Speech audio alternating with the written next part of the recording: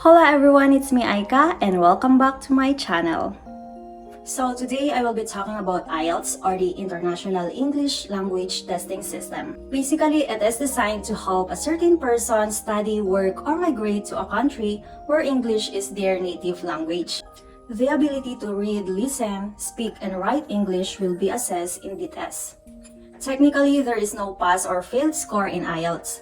You will be given a score in terms of band score from 1.0 as the lowest and then 9.0 as the highest. Although there is also half band increments like 5.5, 6.5, 7.5, and so on. You will receive an overall band score to all the 4 sub-tests, and you will also receive an individual band score in each test, like your band score in listening, your band score in reading, writing, and speaking. So there are 2 types of IELTS examination. It can either be a general training or the GT, or it can also be the academic. So if you are taking IELTS, for you to measure your English level proficiency if it is suitable in an academic setting, then you have to take academic. However, if you are taking IELTS for you to study or train in an English-speaking country, but you will have to work below the degree level, then you have to take the GT. Furthermore, academic tests will contain topics that are related to anyone entering in a university or professional institution. Meanwhile, GT contains topics that are of general interest. However, regardless of which type of test you are taking, the listening and the speaking tests are both the same in each test.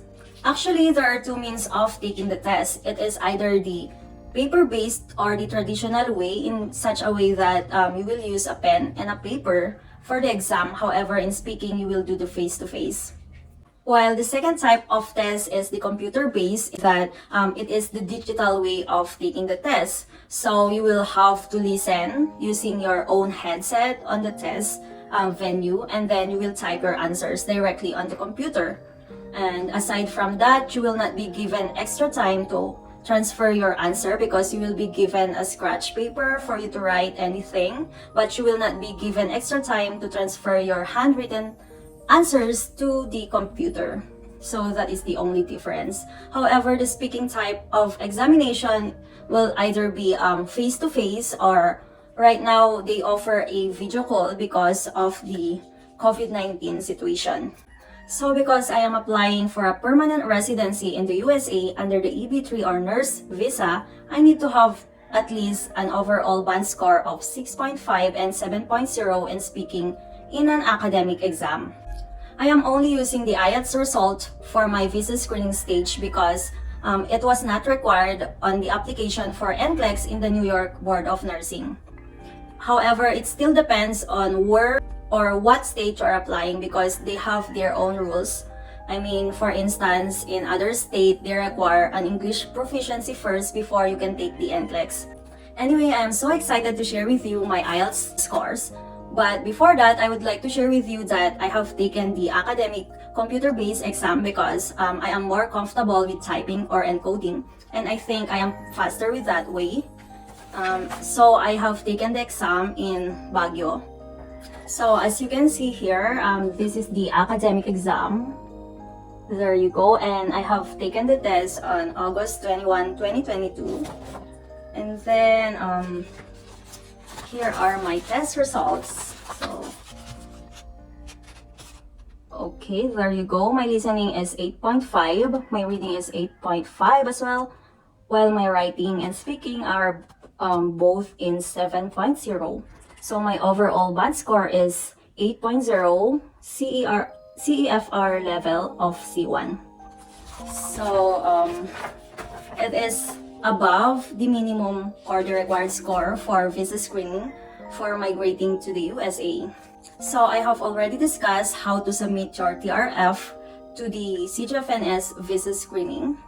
If you haven't watched it yet, I will copy the link to the video so that you can watch it. So for my IELTS preparation, I enrolled to IELTS EINSTEIN, which is a Facebook group, and I will link it to the description box below.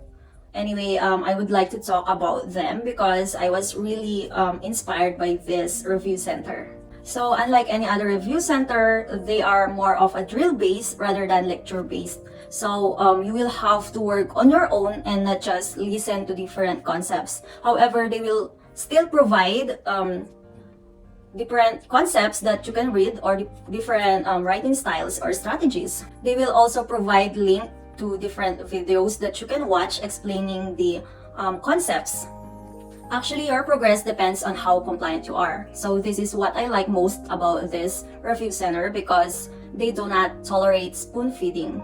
For instance, in my case, I was given one essay task 2 question prompt each day, and I made it to a point in such a way that I must write my essay within the day so that I will be given another essay prompt the following day. Actually, every essay, it has a different level of difficulty. There were a total of 20 essays, task 2. However, I only finished 17 essays. And for the task 1, I was given like, I cannot really remember if it was 5 or more. However, I am so thankful that even though I didn't finish the whole set of essay prompt, I was able to reach my target score, actually above my target score.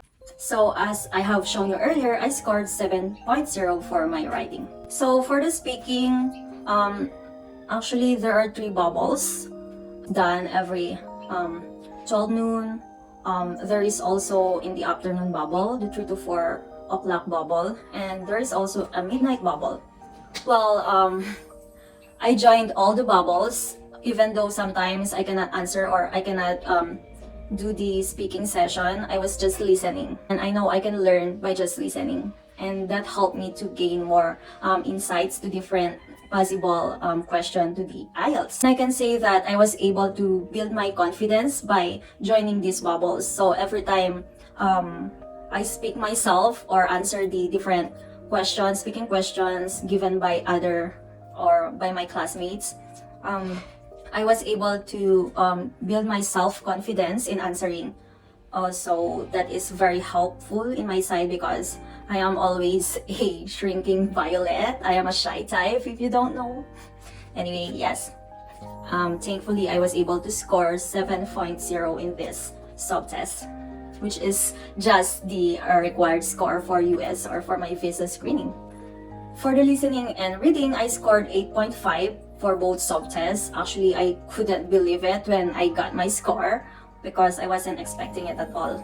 The reading and the listening are both an objective type of exam. So I think it is more of a comprehension. You just need to listen carefully and pay attention at all times. If you want to know more about how I prepared for it, just comment below.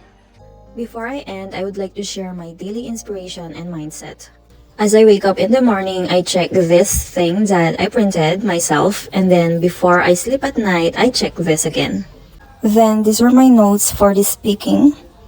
If you want to know more about these, just let me know in the comment section. So thank you for watching, guys. If you want to know more about my IELTS journey, I will try to make a single video in each sub-test if you would like to know more about what I did. Anyway, that's all. Bye for now.